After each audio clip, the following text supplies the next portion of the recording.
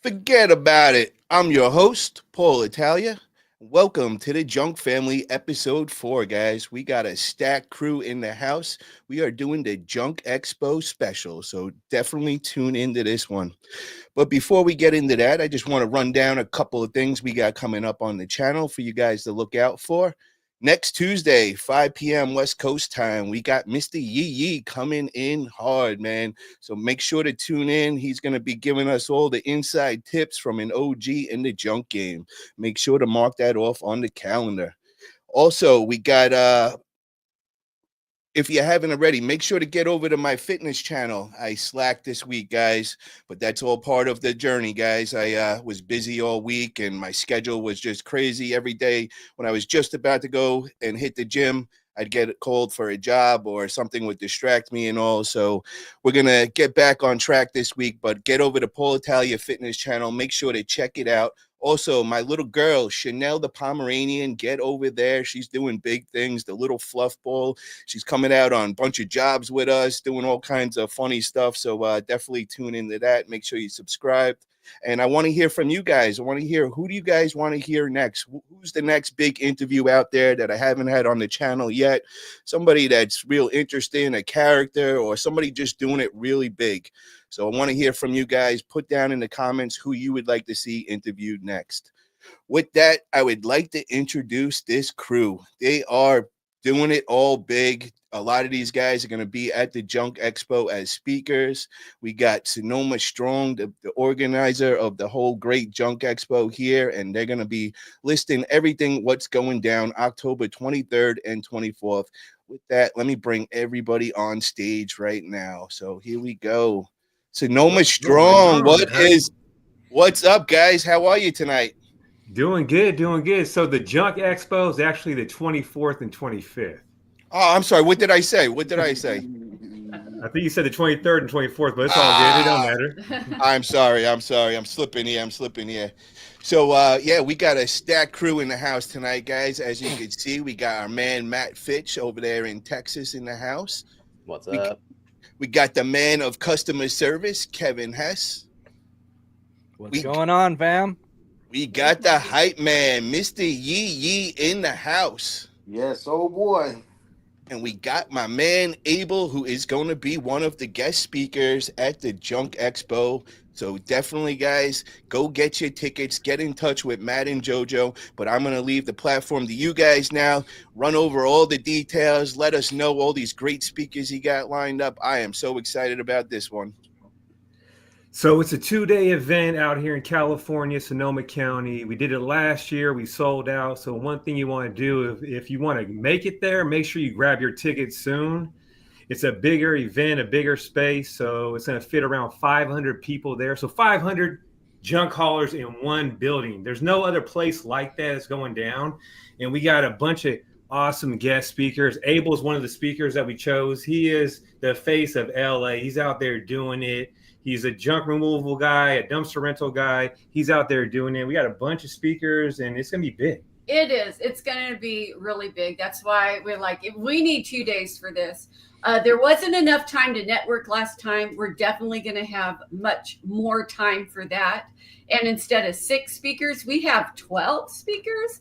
And, you know, Abel, the reason why we chose him is because public relations, man, you know, and that, you know, it doesn't even cost any money. It just takes time and effort and creativity to connect with your community. And we've seen him doing really wonderful things in his community and building his business that way. And I really, really wanted him to come and speak and show others how, you know, how he's doing it. And we also have a junk doctors.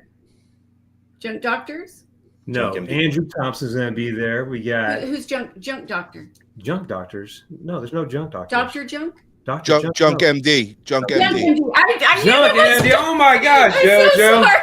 I knew it. Well, that's kind of, it's close. But he's another one that we've seen doing really good things on social media. The things he was posting, recording himself about, you know, certain things that he's doing As I really wanted him also to talk and to connect to everybody about all the creative ways that he is posting on social media.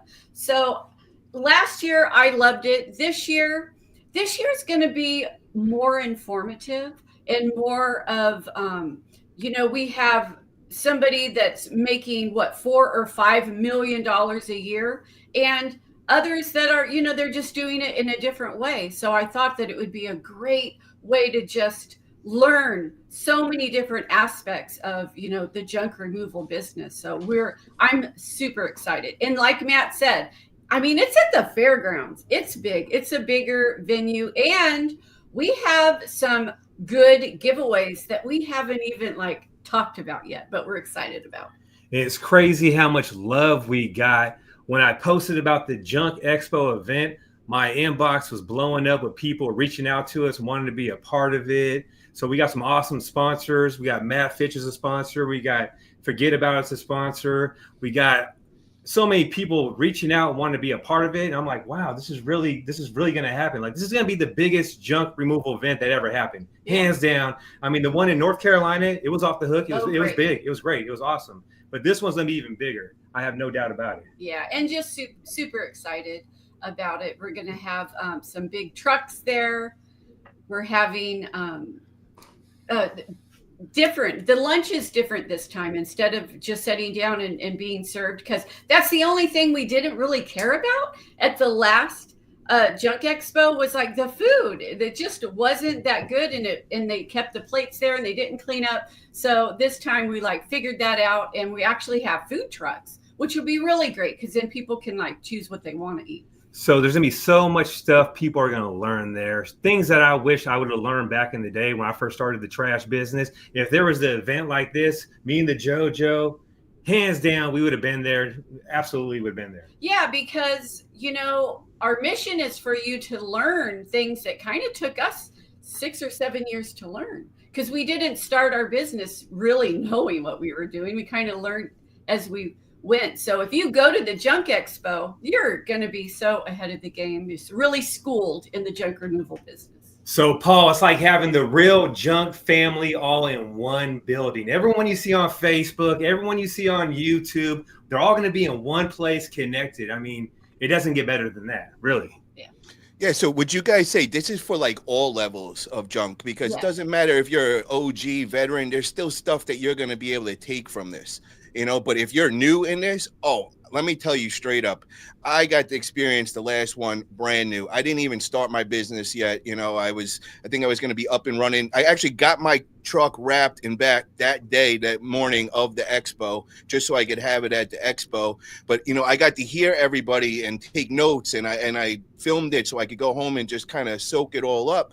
And then I got to put everything into effect. So day one, I got to use all your guys' experience and all, and it's just an amazing experience. So if it's something that you're looking to get into and you're like on the line, like, I don't know if junk removal is for me, pay the money, go there. This will tell you exactly if you're going to make it in it and if this is something for you. And I mean, the knowledge that these people are giving away, just like they said, you would have to go through 5-6 years of learning things the hard way, or you could just listen to them, and each one of them, I call them superpowers, because they each have a different superpower that have brought them to success. And that's the one thing that I've noticed. What all the interviews I did, it's really not one thing in common. It's just each person has their own superpower ability. So if you could just learn from each speaker and learn how to incorporate that into your arsenal, it's just going to make you that much better of a person in this business. So highly recommend it. It's a great experience. And even if you don't learn one thing,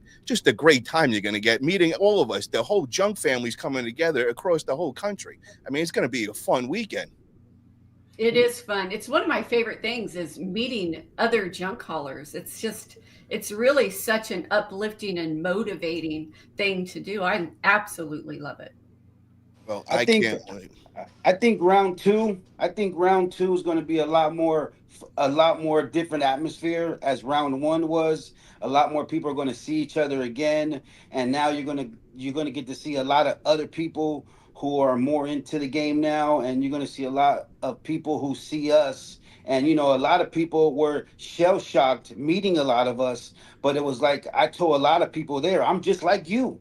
I'm just a normal person, just like you, getting it. And it was nothing but love to meet and greet and do a little snippet videos for a lot of people, because the Yee Yee's name was everywhere.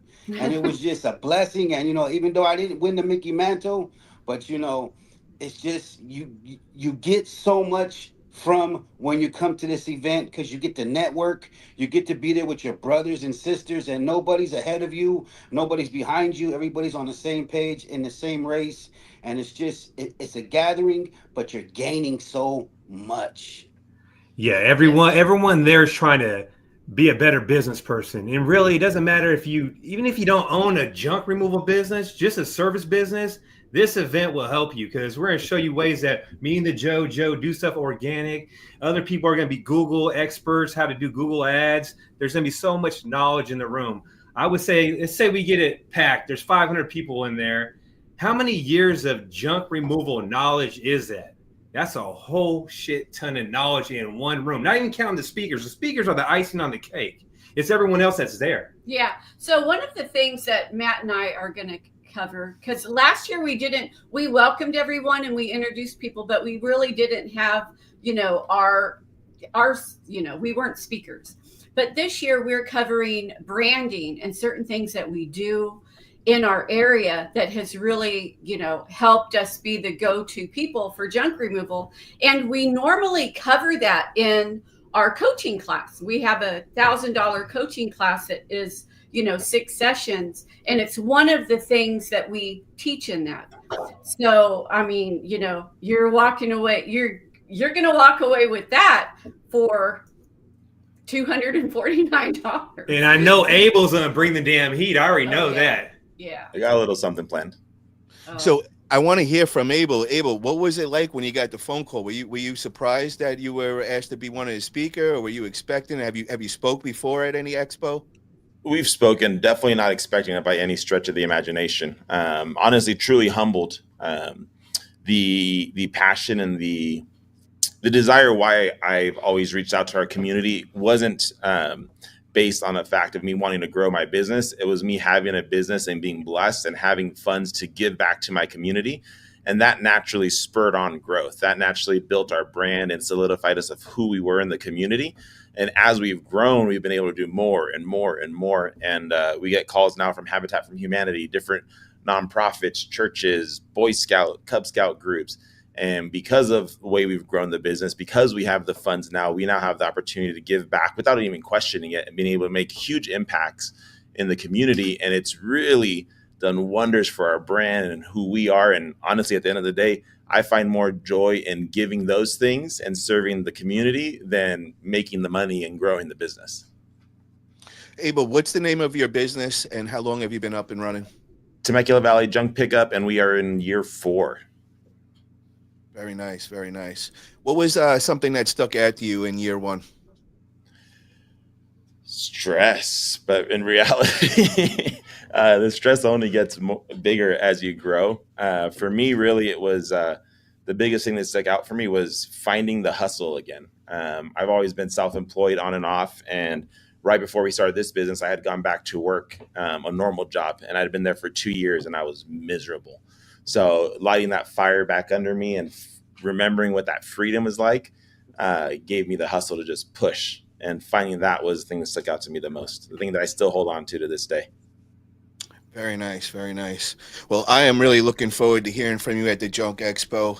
Matt and Jojo, I got to say, the speakers that you brought from the first one, you know, I mean, I've come friends with all of them. I learned so much from each one of them. Just like I said, I was finding each superpower from, and I'm just so excited to see 12 new ones coming at it. And it's like more people to learn about. We got Abel over here. I want to learn his superpower and how I can incorporate it into my own arsenal. And we actually have Dave. It just popped on. We were talking about him a minute ago. Junk MD is in the house. Welcome, Dave. How are you tonight, brother? I'm good, man. Apologize for being late. Emergency last second job, so I was scrambling to get back down to San Diego to go meet my guys. Love it. Make that money, brother. Hell yeah. Have to. Dave, tell us about the Junk Expo, man. What was it like getting that phone call asked to be a speaker and all? Oh, dude, it was awesome, man. I was there last year, and just such a really great event. So well done. And at the end of the event, I went up to Matt, was like, man, I want to talk on this stage, and was pretty surprised when he called, and just was super stoked to get the invite and get the opportunity. And I'm really looking forward to it. Well, Dave, they just added 2 contests in there. They're going to have a pull-up and an arm wrestling contest at the end, man. So we're really looking forward to seeing how you do and all. You excited about that, bro? Maybe not the arm wrestling. I'll leave that for you, bro. You got those big ass arms, dude. Well, I'm looking forward to it. So give us a little sneak peek. What can we expect at the Junk Expo? Don't go into too much detail, but give us a little, like, what do you plan on topics you're going to hit on and all that? Yeah, so we're going to talk about our Instagram page and what we're doing to grow it and to reach out to our local community. Talk about some organic strategies as well as some paid strategies that we're using. Well, looking forward to it, man. I'm seeing you doing big things since you've been announced as one of the speakers. I started following you on social media, and I was very impressed from, I think it's you and your wife or your girlfriend that are running the business. Yeah, we're technically not married, but we're like common law married. So yeah, my wife. Oh, very cool. Love seeing other couples in it. Me and my girl, Nicole, we've been in it. We just started 3 months ago. So, we're learning from all you guys, the OG couples in the game, Right on, man. I'm looking forward to it. So thank you guys for having me here too. Hell yeah. Guys in the chat, feel free to ask any questions. You guys have any questions for any of our guests? If you have any questions about the expo, definitely bring them up and I'll definitely get them out. Want to kind of try turn to a different topic now. We're going to get back to the expo and everything, but I want to get into some juicy topics going on in the community and everything. And one of the first topics I want to bring up is influencers. Are they good or bad for the community, for the industry? Because, I'm hearing both sides. I'm definitely starting to hear a lot of, like, from the haters. You're starting to hear little whispers in the community, and, people are getting angry and saying, like, yo, all these influencers, we're bringing so many new people into here. You're saturating the business. And, you know what I mean? So I wanted to hear what's everybody's thoughts. And also in the chat, want to hear your guys' thoughts too. Because, us being all influencers mostly on here, I'm sure we're all going to be on the side of the influencer. But I want to hear in the chat, yo, are we completely off? Are we wrong here? Influence suck? What's your thoughts? Let me jump in real quick. Guys? Perfect. Here's what my thoughts. If you are focusing and worried about the influencers, that means you have one eye off your business and one eye on your business. And if you have one eye off your business in anything, whether it's focusing on influencers, competition, whatever, your business is going to struggle. And you're going to feel that it's slow because you're not focusing 100% on your business. Who cares about the influencers? No offense, right? Who cares about the competition? Keep both of your eyes on your business and move forward, and you won't have anything to worry about.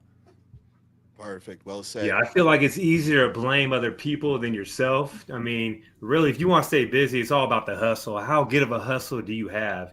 And I never would have started the trash business if I didn't watch Tim Doss back in the day. And I took little gold nuggets from his videos and stuff.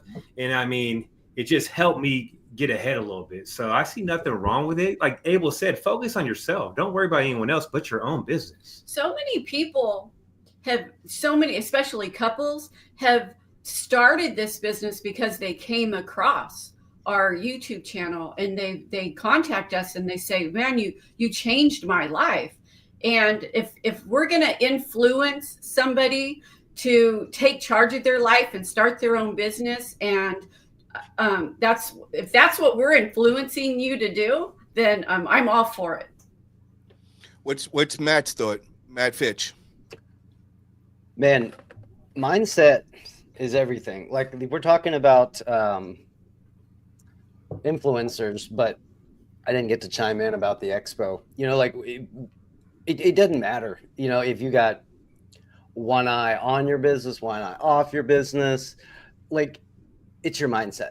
You can go to the Junk Expo and you can write down everybody's superpower, and you can go home and you can implement everybody's superpower and still fail if you don't have the right mindset.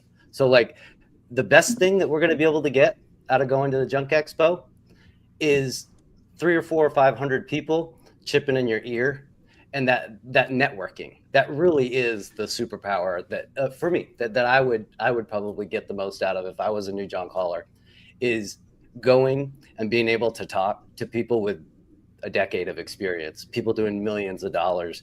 The inspiration and the motivation and the mindset, that's what's going to separate us from our competition. So, you know, whether you go and you pluck one nugget and you take, you know, one superpower home with you, or all of them, it's really, you know, your ability to overcome the obstacles, because, you know, we're all going to go up and down. There's going to be some struggles, and our ability to overcome the adversities and go into it with a growth mindset, knowing that we're going to come out of it stronger. You know, I think we pass our peers during adversity.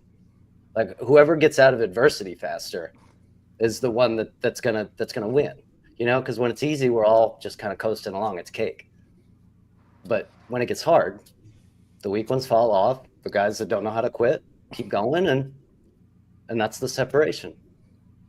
So, I'd like to comment on that statement, because I definitely agree with that. And as far as with the superpowers, what I like to do is I like to see everybody's superpower, and I like to see which one makes me feel the most uncomfortable. Which one is just the most foreign to me? And I'm going to give you guys an example right now that you guys could understand. And that would be the junk industry, would be Andrew Thompson. I seen everybody's ways and methods, and I was like, all right, each one of them, I see that I did in some sort of business, and I understood it. When I seen Andrew's, it was like a foreign language. It was like that tech geeky stuff that I never knew, and I never thought I would know anything with computers, and I would always just be like, all right, that's where I'm hiring somebody.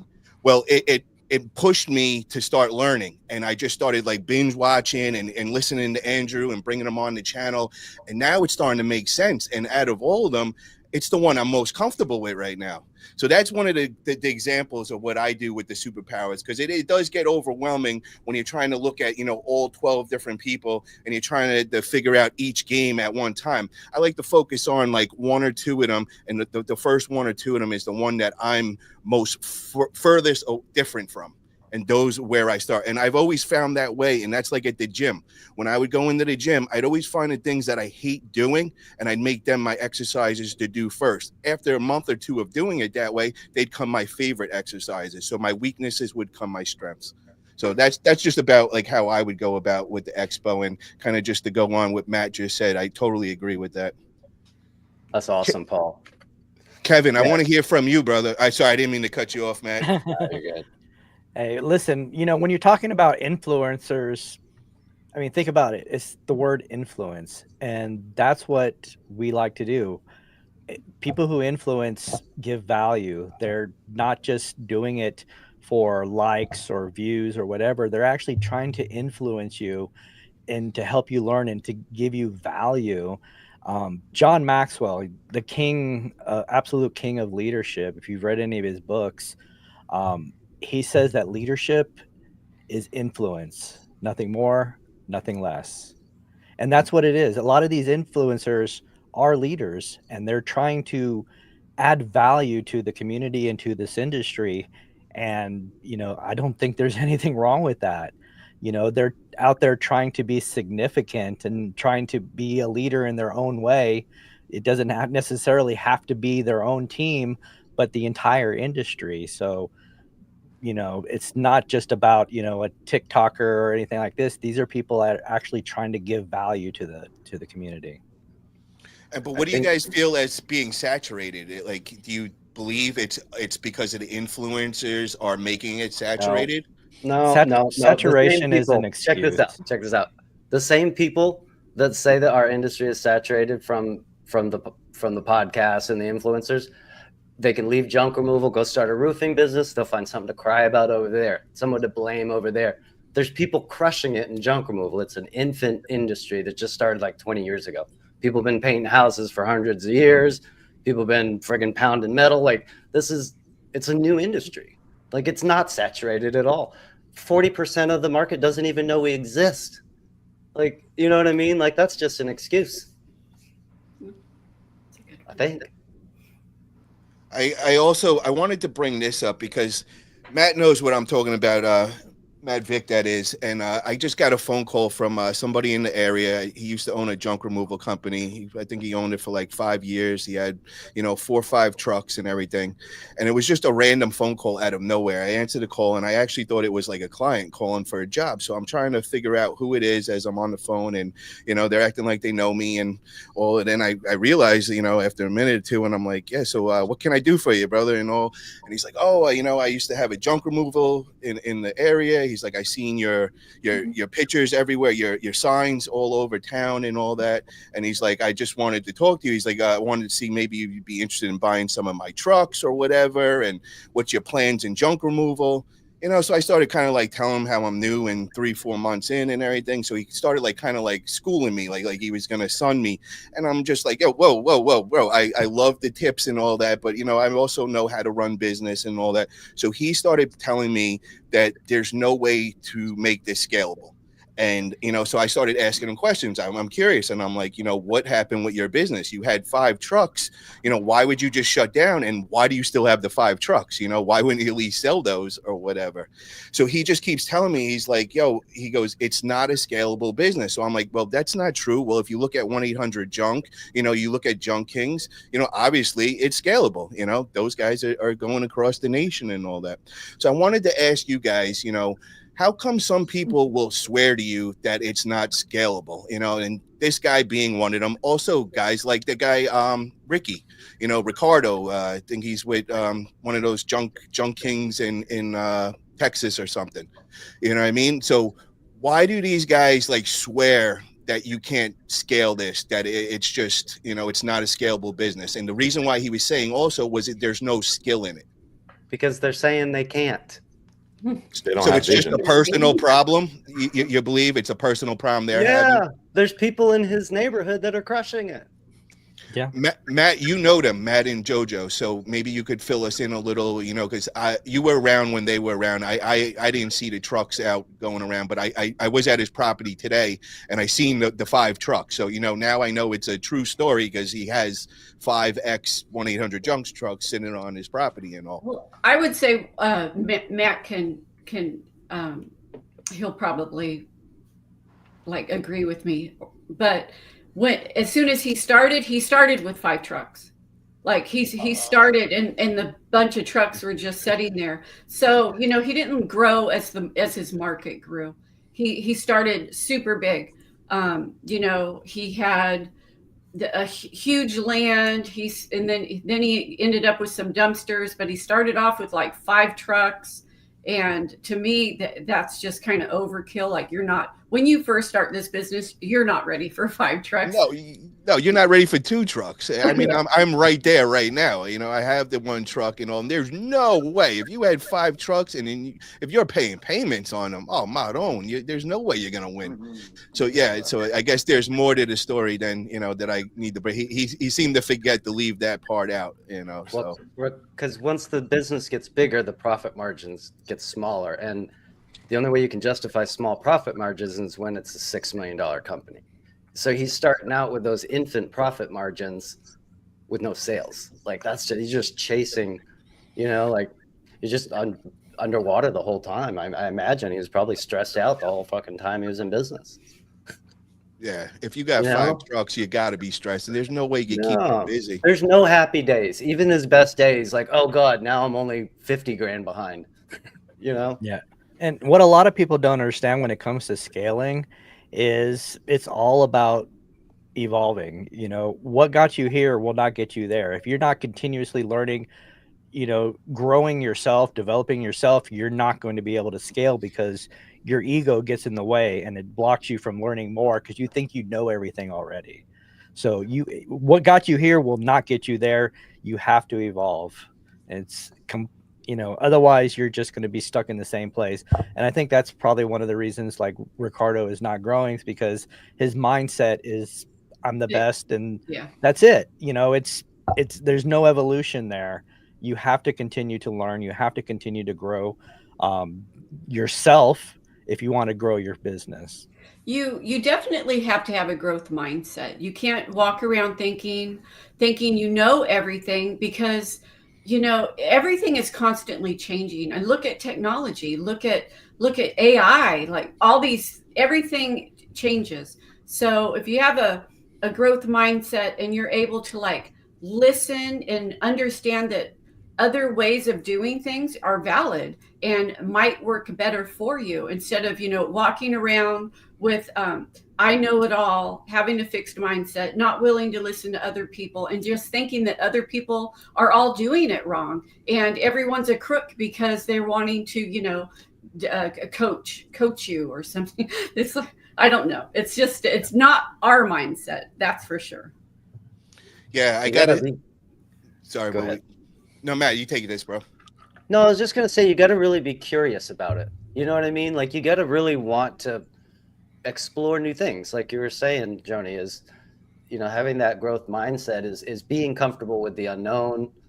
Because there's a lot of unknowns, and as soon as you think you got it right, AI changes the whole industry, or COVID flips everything upside down, or whatever's going to happen 5 years from now that we aren't expecting. And so, like you said, being able to be flexible with our businesses and learn from people, whether they're older or younger than us.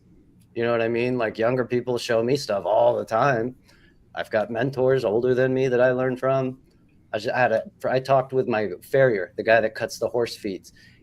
We talked for almost an hour yesterday, just like shooting shit, just about like, stuff. And it's those kinds of things that we gotta be doing to take our businesses to the next level.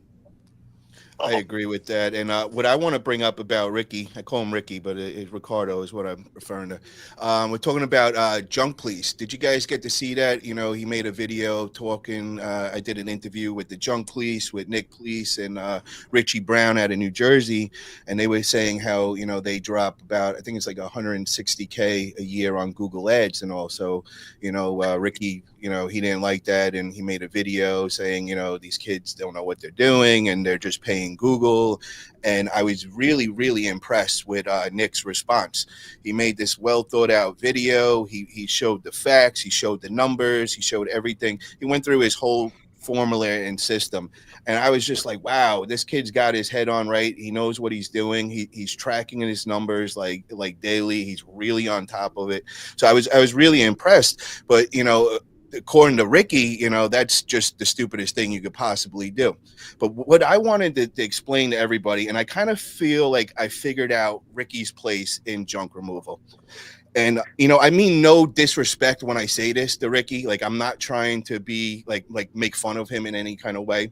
But you guys all know that the crackhead in town that comes in and undercuts your job and gives like, I'll pull it away for like $45 right now. And, we all curse this guy. We're like, yo, there's of the guy, but you never see the face, but you're like, oh, the crackhead came in town. Well, Ricky is doing us all a favor. He is just showing us he's that guy. He brags about that. He comes, I'm going to undercut everybody. I'm going to do 15 jobs and make the same money you did on 3 jobs. And I'm going to talk shit to you as I do it. You know what I mean? So he's really doing us the favor because now we got a face. We're like, all right, we finally know who the guy is undercutting us. So now you know how to deal with him. So when we watch the videos, like I just seen a video today with Ricky and he was doing a hot tub removal and he just takes the cover of the jacuzzi and he just slams that into their table right there. And he had no disregard. And this is the video he puts up there. And this is what he thinks is a good video to put up there. So it's just showing you that's the level of customer service you're getting when you're getting Ricky. So when you feel happy that he's taking away things at $100, everybody else is at $300-400. That's what you're getting. And you're going to get those answers when he scratches your floor and he looks at you like, no, you owe me for that. That's you. So he is really doing us a favor, guys, because I know he does push a lot of buttons and everything, but this is a real character in everybody's town that we go against every day to competition. So now you guys know what to expect. And we get to see daily videos of him doing it. Am I right or am I wrong with that? I could be completely off with that.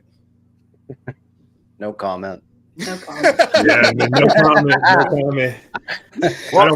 I got a comment.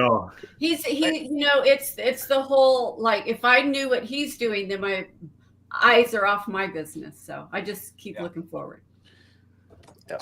I gotta admit, I appreciate the videos. I think they're entertaining. I love it when me and my girl, we look forward to hearing the new video today, because he always has me either my mouth dropped like I can't believe he just did that to a customer, or like holy shit, like he's making me feel bad for him, and I'm like, oh, this guy's a nice guy. Then the next day he turns into Satan again, So it's like you go, it's a love hate relationship with him. But Dave, I want to hear from you, brother. You said you had a comment on that. No, yeah. I just think it's interesting, right? Because you said it. You're like, you watch him every day. So I feel like, and you said it, he's a character and he's learned how to get eyeballs on his channel and on his business, whether you like it or not. Like, I wouldn't run a business like that, but he knows how to get eyeballs on it. I've watched his videos and I'm like you, dude. I'm like, I can't believe he does that. But somehow or another, he's made it, he's made it work for however long he's been in the game. And people pay him as a consultant, and it's like, more power to him, man. That's how I look at it. But I just think he's a character, right? And he's made it work for him. So it is what it is. And I want to say this, when I say this, just like I said, I don't mean disrespect, but I'm a straight shooter. I'm going to say how it is, bro. He reminds me of a New York guy, bro. They don't care. We'll hurt feelings, but I respect that more than a fake person that's going to smile to my face and talk shit behind my back. At least you know where you stand with Ricky. Ricky's going to tell you, if you don't like you, you don't like you. You're going to know right away. He doesn't care about her and feelings. So, like, it's not like I don't like the guy. I just, he's straight up, and I'm going to be straight back, and I'm going to call a spade when I see it. And I like when he stirs people up, man, and I see what he's doing. Sometimes, I don't know if it's true, but he says that his Facebook is hooked up to his website. So when he sets people off with these comments, knowing that everybody's going to comment, he's getting all these views to the website. I don't know if that's possible, but when he explained that one day, I was like, oh, that's a genius right there, bro. Like, I like that move. Yeah, for sure. It's crazy.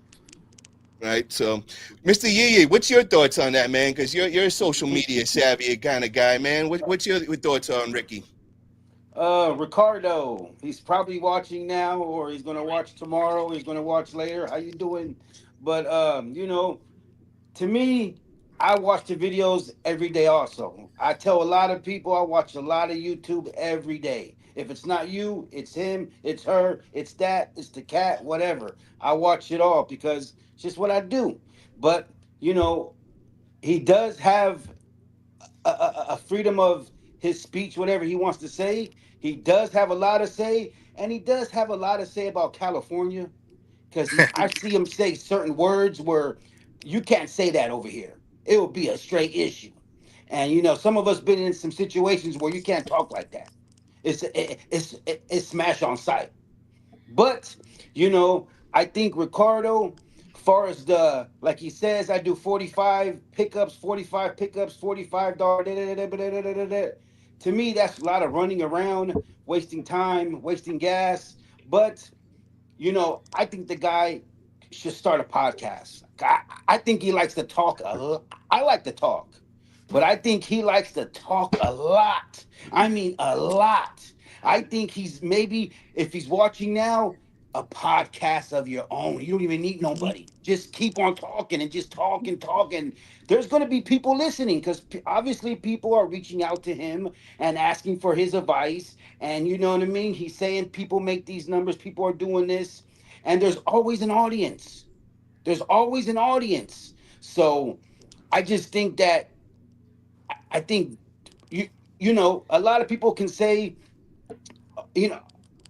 I'll hit the nail I'll hit the hammer on the nail. A lot of people could say, I'm not going to be doing that when I'm doing 18 years. I'm going to be somewhere else. I'm going to be doing something else. I'm not going to, why am I being behind the wheel? He might have the passion for that. That's why he's still behind the wheel. And that's him.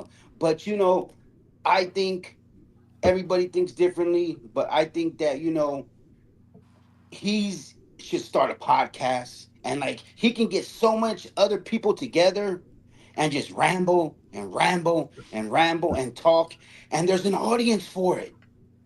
And maybe that's what he should get into. But far as You know, if you say a lot of people are scared to say his name because if you say his name, you're afraid. It's like Freddy Krueger. You say his name, he's gonna Yeah. appear.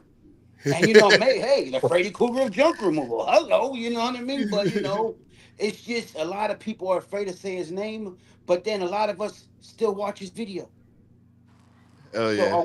are we helping him or are we hurting him? Yeah, I agree, man. I think we're helping him, man, because any See, attention is good attention. He's definitely he he's knows how getting to stir clicks. things up. He's the heel, bro. He's the heel of junk removal. That's He's what it getting is. clicks, and you know, there's always going to be low ballers in your area. There's always going to be a cheaper person in your area. It's just something that we got to filter through. But you know, I don't call it competition.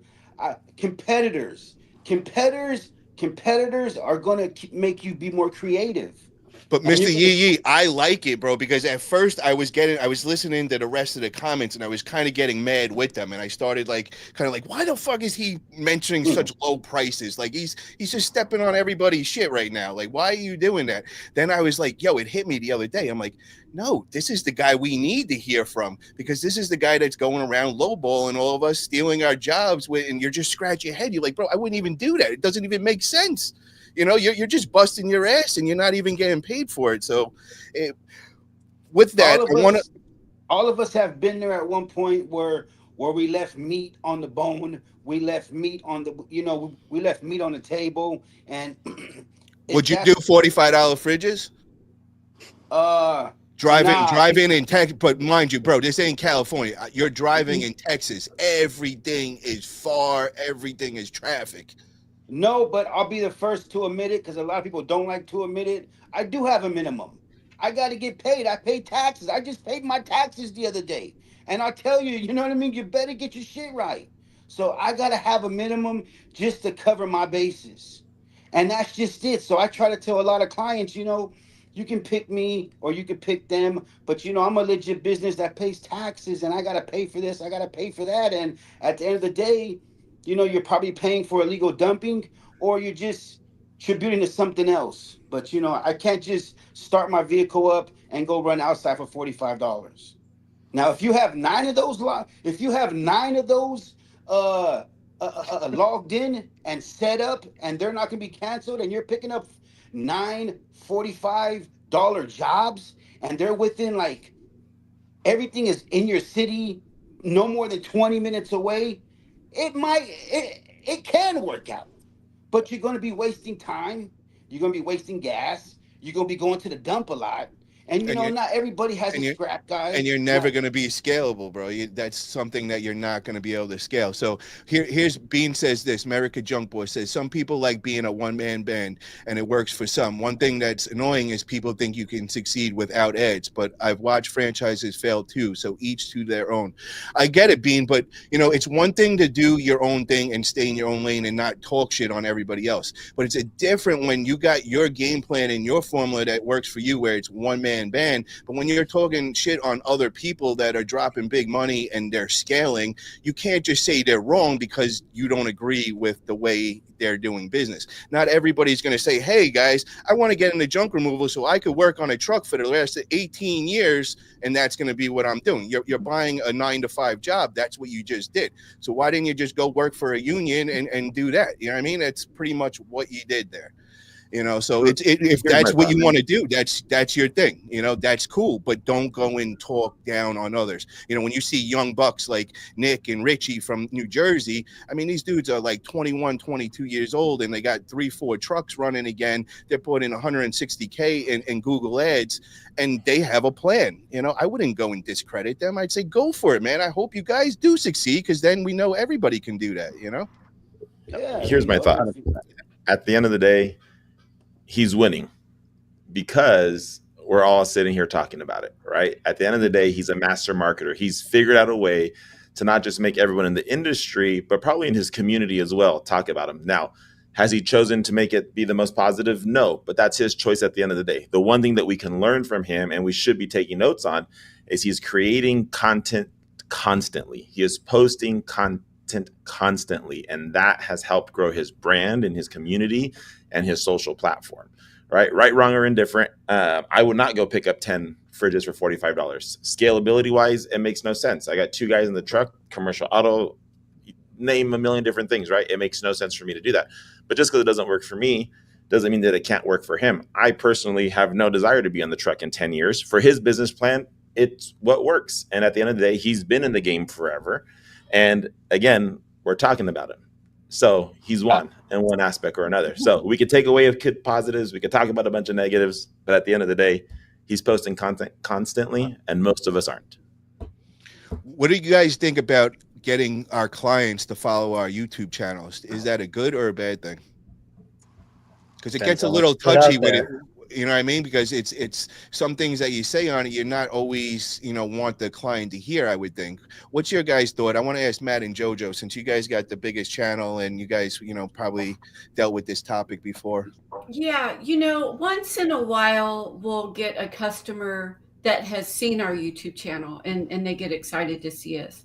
But usually I feel that we've done really well. It's pretty separate. It's pretty separate. We don't do anything wrong, and we don't treat people wrong on camera, and so I wouldn't dislike. We don't have anything to hide. So if a customer wanted to watch our YouTube channel, they could, but I prefer not, because I feel that our YouTube channel is more for our subscribers that like to watch us do jobs or want tips and tricks on how to start their business and grow their business.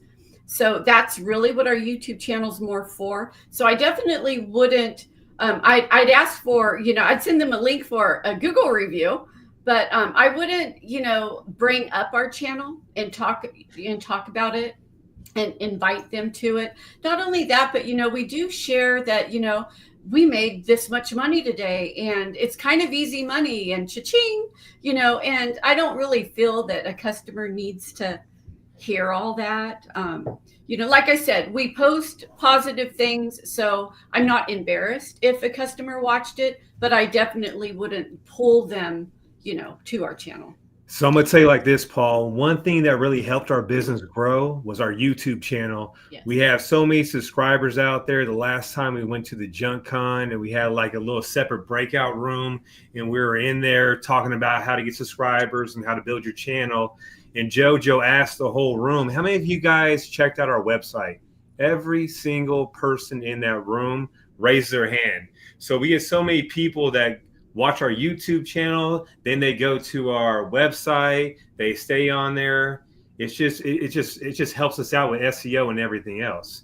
So we actually get a lot of jobs off of subscribers too in our area. Yeah, they will refer people to us. So yeah. Dave, I want to hear from you on this, brother. Do you guys, try getting your clients to subscribe to your YouTube channel? No, not really. But I mean, our YouTube channel, we're not doing a bunch of content on there. So, and our content is more just for a local, but it's actually a good point. I should start telling people to check out our channel. So, but I don't have that same, it wouldn't be an issue for us because we're not really posting about business per se. You know what I mean? It's more like shorts, like we're just taking our reels and stuff and putting them on the channel. So it would be more geared for a local client anyways. Yeah, my thoughts on the whole thing is I think it could be a real plus, and especially looking back and, Sonoma Strong as a good example. I think what it shows the clients is you guys are the experts. You guys are the people that everybody in the community actually goes to. So, by showing that, I think it's just going to make you guys be the one that everybody wants to pick, as, if they're going to call, they're going to be like, oh my God, those are the people that we looked on the video and they said to follow them. You know what I mean? So I think it just adds to the awe and the appeal and, so I don't think they would be really offended, saying, oh, we just did good and made that money. Because it's not like you guys are throwing it in the face or anything like that. Matt does have a saying that Load Runner says, where he's like, just hit him with that price. That's only on the head with that price. That's only on them dirty, filthy jobs. I'll say something like that. But okay. You know what? I gotten jobs from customers that watched us cut up a sailboat, and they called us up like a year later. They watched the video. they're trying to figure out how to do it themselves. And I got jobs that way, hot tub jobs. So it does come back to us for sure. Yeah. Very nice. There was a question I think I wanted to bring up here. I saw Sarah put it up here, but we were in the middle of another talk. She said, Sarah from Load Runner says, have any of you tried out Matt Fitch's new AI junk estimator? Do you think it's going to be helpful or hurtful to the junk community? Oh, and he's not on here. Oh my God, Matt's gone. Where is Matt? I just realized he's gone. Maroon. Junk estimator. What is your guys' thought on that? I see they have them on like 1-800-JUNK, I believe, has one. Junk King. You know, they seem to have the estimators and all where the people could go and click what items are on, and it gives an estimate of the range that it's going to be in. What's your guys' thoughts on that? I see it on TikTok.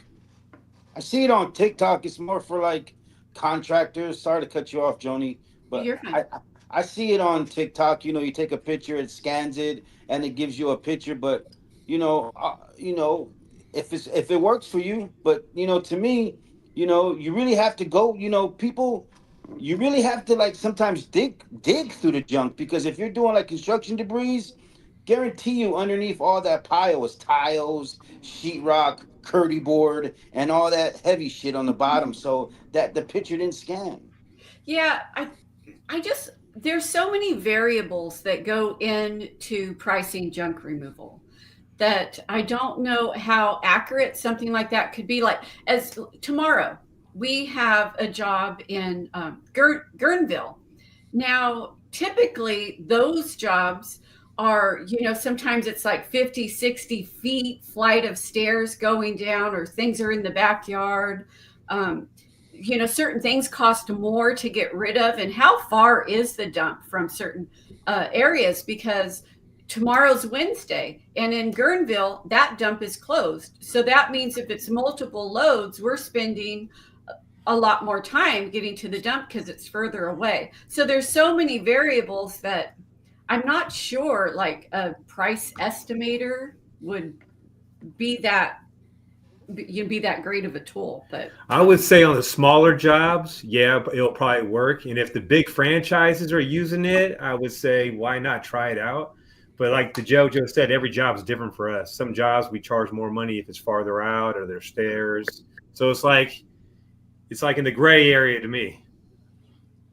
Yeah, because it's as long as it gives a broad range and the customer understands it's just an estimate, because I feel like you could show up to a job and see there's a bunch of obstacles, or it's a lot further than you thought it was going to be, and now you got to change the price, and these people are going to be looking at you like, oh, but we got this estimate. That's the only time where I could see it turning into a problem and all. And just like you guys all teach, you're trying to get the client in person, and by adding these estimators into it, it's kind of going away from that, and it's kind of not going to work in our benefit, I would think.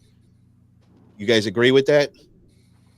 Yeah, I think the goal at the end of the day is to get in front of the customer. I know if I can get my team in 10 driveways, we're guaranteed at least 9, maybe 10, right?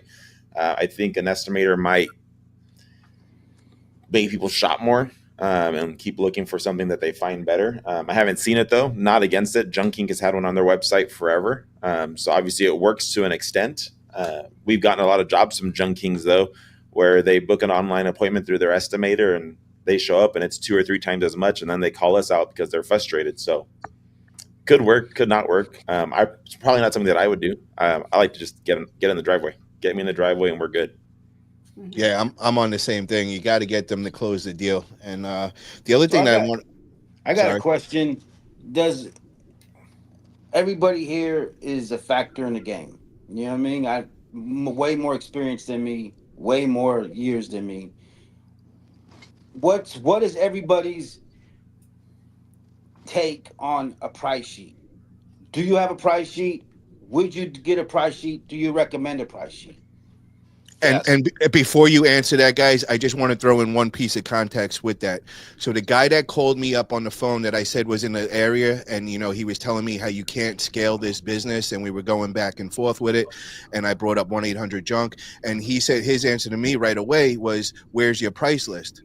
And I was like, oh no, I don't have my price list yet. You know, I go in person. He goes, that's why you're never going to be scalable, because you're not doing it right. I said, well, I'm at the beginning learning this business, you know, trying to figure out the market right now. I said, once I'm off the truck, then I would probably go along with the price list if I'm trying to make this into like a franchise or scalable. So what's your guys' thoughts on the price list? Is that something that has to be done to go scalable? Yes. 100%. We went the first probably year and a half without a price sheet, but that's when I was in the field more. As I've been off the field and having the team in the field, it is almost impossible to be consistent. And the price sheet's important for you as a business, but it's really more important for your customer. So your customer has the confidence that you're not just pulling some random price out of who knows where, that there's a standardized structure and you're actually properly evaluating, and that volume meets your price sheet volume and the price makes sense. When I'm on site, sure, I think it's a little different. I have a different sales tactic than my team does, and I feel like I can handle it without a price sheet. But for scalability, I think it's vital. And where do you put your price sheet? Does that go on your website, or is that something that they could just get in person? It's in person that our guys carry on their iPads. So as we're walking through, they're showing the customer through the sales process, hey, this is where you're going to be falling. You're going to be, here, and they get to see it. They get to see the picture of the truck. Now, what if somebody calls you up and they want a price over the phone? Do you send them that price list then? Absolutely not. I want to get in the driveway. Okay. I see. That's part of the process that goes with it. That's very important to know. Who else uses a price list in here? We do. Okay. Yep. So Dave and Kevin. Yeah, tell me about it. It makes everything for the customer. It makes it very transparent. If you have transparent upfront pricing, you seem like you're more trustworthy. Contractors, you don't use price lists. They pull numbers out of their ass. And you don't trust these guys. I don't know. I've never heard anybody say, man, I really trust contractors. Right. But having that and just, I'll put it in their hand and show them, and I'll point down and, and let them know this is what the volume's going to be and everything else. And they can see it right there, and it's in their hands, and it's transparent and upfront, and I'm not adding anything else to it. All my prices are there. My single item prices, my regular volume prices, my bed load prices, any labor fees or additional labor fees, everything is right there spelled out for them in front of them. So, to them, it's like, okay, I can trust him. He's just not making up numbers as he's going. This is what it is. Kevin, did you find that helped with your business? Do you find yourself closing more jobs like that, or closing less jobs because the prices scared them away? No, like I said, it makes you more trustworthy. Like Abel said, the whole purpose is to, get your foot in the door.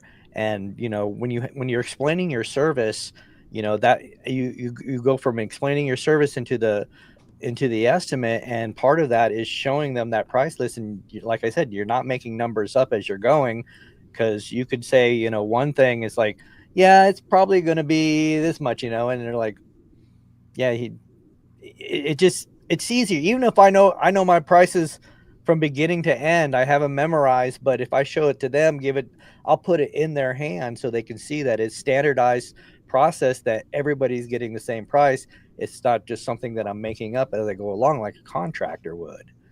So Kevin, would you recommend, for the people who are watching and they're thinking about doing something like this, would you put your price list on your website so they already know the prices before they call you?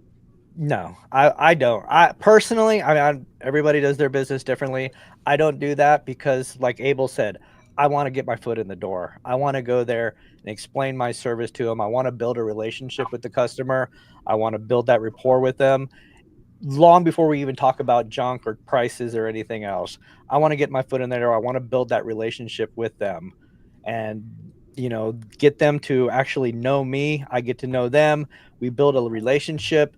Then we'll talk about junk. I'll find out why they're getting rid of their junk. And then after all that, then we'll go look at the junk, and then we'll talk about pricing. And I'll explain how my service works for them. And that's how you establish the value of your service. I It just also want to say read jungle this out. is confusing, right? Not everyone understands what cubic yard is. They think it's cubic feet. They think it's this. They think it's that. You give them a price sheet that says, "Oh, this is 15 cubic yards. My truck's X long, X wide, X tall." They're looking at their pile. They don't know what they have. And what you've done is you've introduced friction to the process. And anytime you introduce friction, your closing ratio is immediately going to drop. So as long as you can get in the driveway, you show them everything, you walk through your process, like Kim said, build that relationship. That's the most important part. Then everything goes smooth sailing. But I wouldn't post it anywhere.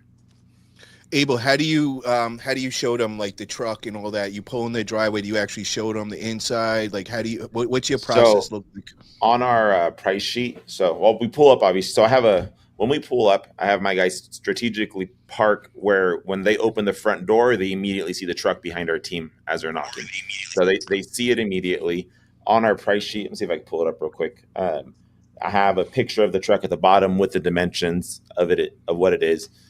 Once in a while, we'll walk out and show them. But the sales process with building the relationship, properly evaluating, looking through the piles, asking questions about the pile of the debris that you're removing, showing them the pricing sheet, explaining how much it's going to take up within the truck. Those all things have created credibility. On top of showing up in a branded truck, branded uniforms, clean-cut team, all of that has created the credibility and the trust factor. And they already like you. You've built a relationship. They trust you because they see you're legitimate, right? So at that point, there's very little chances of them saying no. You've given them all the information you need, and it's been a very smooth, non-friction process. And it's very rare that we run into a situation where we're on site and the answer is no. Like, just get out of here.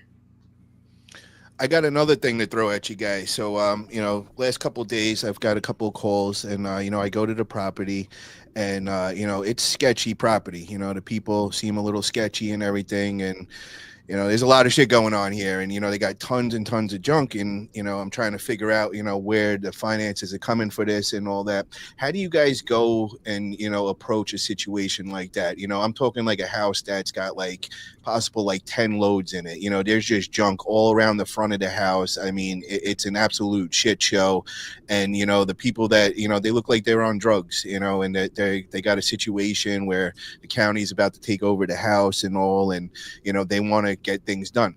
So my fear is I go and I start doing these loads, and then it's time for to get paid, and the money's not there, or we have a little situation.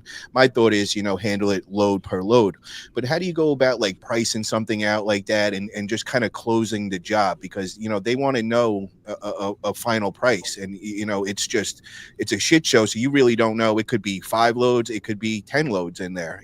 There's just shit everywhere. So how would you go about approaching that and being able to close the deal and feel safe with the situation, that you're going to get paid? Because that's the main thing. Well, So one thing I would do, Paul, is I would take a down payment if you could, and put some money down first, and then get paid after each day before you leave. Get paid. That's what I would do. But really, on jobs like that, most of the time, we don't get those jobs. Most of the time, those people don't go with us. To be honest with you, if it's like a drug house and people are all smoked out, and then you got a bunch of shit there, they ain't got the money. Okay. Yeah, in a scenario like that, I would say priority is always going to be safety, right? As you grow, my mindset's always on liability, and my team has full discretion. If they pull up to somewhere and something is off, they're like, you hop in the truck, take off. I have no problem with that at all, right? I need to make sure our team is staying safe. But typically, if you're walking into a situation like that, you're there because you've been contacted by a realtor, an attorney, a conservatorship, something is there, and you have that connection to guarantee that you're going to get paid. I've walked into one of those situations once in 4 years, and it was the one time I wish I had my gun on me, my vest on me. I was like, this is sketchy, man, and I got out of there quick. It's like, there's no money here, and this is going to be a huge bill, and it was just it was sketchy. Yeah, Enrique goes, come on, Paul, you got them guns, bro. You just beat them up. And I got a junk truck, throw them right in the trunk with the junk. Nah, but I've been Grace, like lately I've been getting like a lot of high-end clients, but I've noticed in the last few days, I know I've went to a couple of properties where I'm just like, oh my God. But then at the same time, you see all this junk and you're just like, you're racking it up in your head. You're like, oh wow, this is a big money job. And then you're like wondering, you kind of start believing their stories because you want to believe the stories, you know what I mean? They're like, the county's going to cover it and all this stuff. And then, when I'm thinking about things, and I'm like, well, I want to see the counties cover it. I want to see something in writing. I want to see a deposit. You know what I mean? Like, so, all right. What other topics do you guys want to cover? What's something interesting that's come across your guys' eyes in like the last week or two? Business situation that we could talk about right now. Now, what does everyone think about AI? AI is a trip. What do you guys think about that? You think it's going to take over people doing websites, people doing logos? What's your thoughts on that? I love it. I mean, it's just, you could do everything. You don't need anybody anymore. It does everything for you. It's like having virtual assistants, having an army just going at it. And it's a matter how far do you want to dive into it. And that's one of those things that I was talking about with like Andrew Thompson stuff, Xavier stuff. I'm watching Xavier stuff and I'm just like, I'm learning so much stuff. I just find myself, I'll have like an hour, I'll be laying in bed and I'm just start talking with ChatGPT like it's a person and having it teach me everything. And I go down these rabbit holes and I'm like, damn, I'm like a genius now. I could do anything. It's nuts though when the stuff that you could accomplish with this, and the more you play with it, the better you get and the quicker things get done. And I'm just amazed. I'm like, oh my God, it could do anything. You wanted to make a website, it could make a website. You wanted to make a bot that could trade on the stock market better than any human investor on the world, oh, it could do that. It's just, there's no limits to it. And I'm like, this is kind of scary in a way, but you got to learn now. You know what I mean? Don't be that guy that's like, oh, whatever, I'm just going to use Google. Anytime my girl says Google now, it's like, nope, ChatGPT. My parents, same thing. I had them pay for their $20 a month. I made them do it, and now I quiz them. Every time I hit them up, I give them, you got to look this up. What did ChatGPT, not Google, what did ChatGPT say? So I think it's one of those things you got to adapt to or else you're going to be left behind. It's crazy how far we've come and how information is just, you can just ask and receive the information. Because when I was a kid, you had to walk to the library and get out an encyclopedia, take the time to alphabetically find what you're looking for and then read about it. So it's crazy the world we live in now. Could you imagine if you were in school today? I used to be the most inventive guy at figuring how to cheat and do all this crazy stuff back then. I was one of those like badass students, like just doing outrageous. They made it so easy for kids today. I'm like, dude, I would have never got one question wrong with all these like technology and watches and earpieces. Like, yeah, I was thinking that because I did work at a school, and I'm wondering because plagiarizing was like a huge issue, and kids would get in a lot of trouble. But now you could literally say, write me write me a thesis on this, and how would the teacher even know? AI checkers. Unless they have AI checkers now, so they even have like defense against it now. So you got to get a little inventive. So you get somebody to go and put it in their own words and all, and then they can't prove that it's yours. But at least you can get a whole thing started and change it. Mess with it a little bit and have it be not really your own, but somewhat your own, change things up. It still makes everything so much easier. Did you guys all download the monthly? Allow them. Sorry, what did you say, Abel? I said our kids' teachers don't allow them to use AI. And I tell our kids point blank, I said, use it all day, every day. It's the modern day calculator. Teachers aren't going to like it because it's outside the box, right? If your teachers have a problem with it, I will be more than happy to sit down and have a conversation with them. I said, now don't sit there and use to write your entire paper, right? Use it to break through all the writing blocks, right? How many of us sat there trying to write a sentence or a paragraph for an hour, right? I said, use it as your template, use it as your guide. I use it all day, every day. It's my favorite toy, my favorite tool, best employee, you name it, best copywriter, best everything. But it's just, yeah. I remember back in the day with the pen and writing it on the palm of your hand. You'd have your little cheat sheets and all this shit. And I'm like, these little bastards got little watches now that talk to them and tells them everything. It's like, it's crazy. I would have got everything right. All my reports, they would have been the best ever. But yeah, I'm a fan of AI, and I really believe that it's the future. And people, they need to adapt, and the people that adapt early are going to be profitable from it. I think you could figure ways to make it into. Oh, Ooh, we just lost Paul. Lost. Sorry, Oh, sorry. yeah. Oh, he's back. okay. We just lost the host, the host, the host with the most. But I think I think AI is good, and AI is just going to help out so many people who because everybody, even senior citizens now are on their phone and they're figuring it out because they have to contact their grandsons and their grandchilds, and that's how they communicate with them. What do you want for Christmas? What do you want for your birthday? And they're Amazoning up and ordering everything because we go to a lot of people's houses and we pick up all their Amazon boxes. And these are senior citizens. These are senior citizens who are ordering this whole garage full of boxes, and AI is helping everybody, especially for everybody who's into Google and ranking and SEO and downloading pictures and getting reviews. The more you do it, the more AI is just going to see it. And, Yeah. and when someone's in your area and they're logging in, hey, junk removal near me, appliance removal near me, who's going to pop up? The guy who was constant with clicks, YouTube, uploading pictures. AI is just going to represent you to the fullest. Yeah.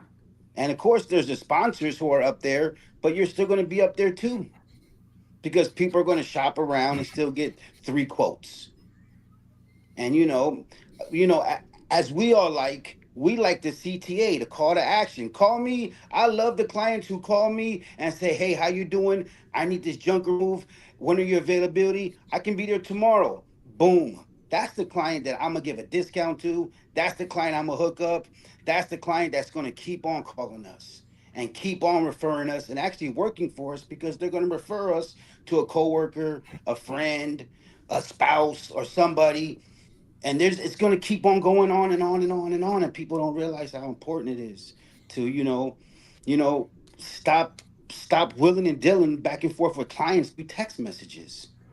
And it's just yikes. It's just like, I tell a lot of the clients, contact me back after you got all that info.